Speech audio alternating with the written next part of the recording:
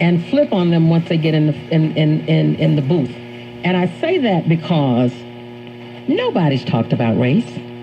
Nobody. None of these candidates, not a single one of them, not Mike Duggan, not Coleman Young, not Jeffrey Robinson. None of them are talking about race. But yet you got journalists in this town and other folk who are accusing Coleman Young specifically about talking race. He hasn't said a doggone thing about race. And as Jeffrey Robinson said, it's a little bit like somebody saying, you voted for Obama because he's black. Yeah? And what's wrong with that? Okay? You vote for somebody because he's Republican. Yeah? And I'm a Republican, so what's wrong with that? You voted for Hillary Clinton because she's a Democrat. Yeah? If I'm a Democrat, what's wrong with that? So so when somebody in Detroit say, look, you know what? I can't go to Livonia and run for mayor and let alone get elected. I want somebody who's lived with me, who's gone through this struggle, and who's not abandoned me, who stayed with me. There's nothing racist about that position. If it's a fact that a person feels like that, there's nothing racist about it. But what these folk are trying to do, they're trying to say that it's about race. I've listened to Jeffrey Robinson. I've listened to Coleman Young. Neither one of those individuals has said anything about race. They could if they wanted to, though, but they haven't. And if they chose to say something about race, doesn't make it racist. It's quite obvious with a city of over 65% population being black or African American. So that's the obvious one. Listen, on this show we're going to start saying, right side of the issue. Listen, on this show we're going to start saying black Americans. You know why? Because nobody else is hyphenated. White folk don't hyphenate themselves, and we don't want to be marginalized. We should not be. We should not allow anybody else. I didn't intend on marginalizing. I just wanted to make it clear, black folks, okay? I hear you. Let me get that, put you on hold so that we can get that information to you. Troy and Royal Oak, let's talk. Hey, Mildred, how are you? I'm good. Let's dance. Hey, I don't think it's about race, but, there's two different Detroits, and Mike Duggan clearly has not focused in the inner city of Detroit. And I think it's a very, very big problem. And I think we've been bamboozled and hoodwinked so long that, we think that we need a savior, meaning Mike Duggan. And that write-in situation, that I believe that was all a fraud, right along with Janice Winfrey and the whole gang. And until we come together and start opening up our minds about what's truly going on in this city, we're going to stay in that same funk. All right. Thank you so very much. Well, another candidate is on the line. Senator Coleman Young. Okay. Wait just a second. Senator, you going to be with me for a while? Do I have time for a break, or I need to take you right now? You can take me right now. Okay, let's talk. You called into the Mildred Gaddis show. Yes, of course, the Tweeters on radio. How would I not call in? I heard y'all was talking about me. My ears are burning. Yeah, we were talking about you. I read the piece that Bankerley Thompson wrote in the Detroit News about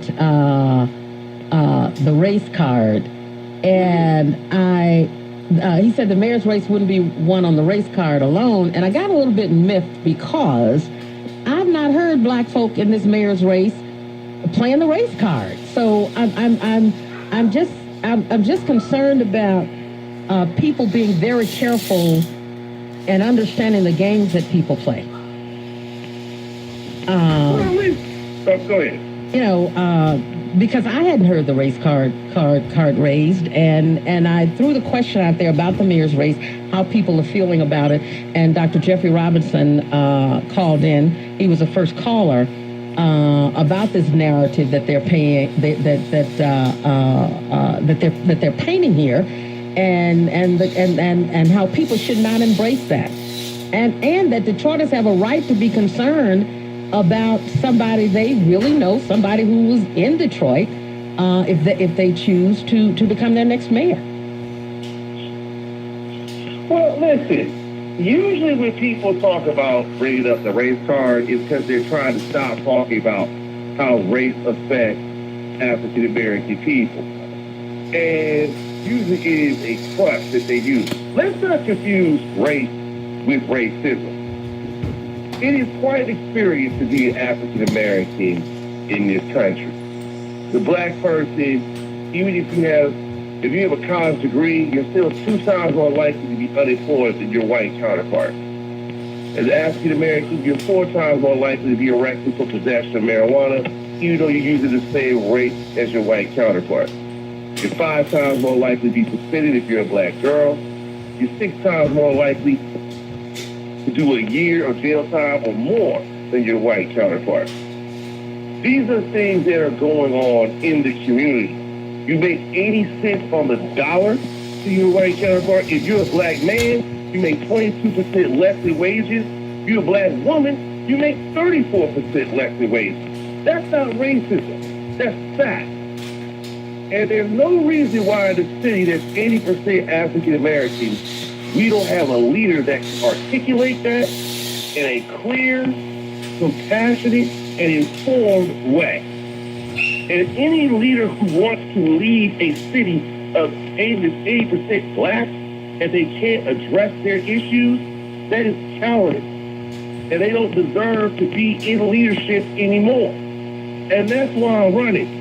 And finally, I just think it's funny that Bankole Thompson is putting me on the same level as the mayor and having these high expectations for me on the issue of race, but yet you have this mayor who has made mistake after mistake, costing the city $60 million because he didn't read the testimony to the bankruptcy court as a former prosecutor. You have a mayor who has admitted on tape to bid rigging and collusion.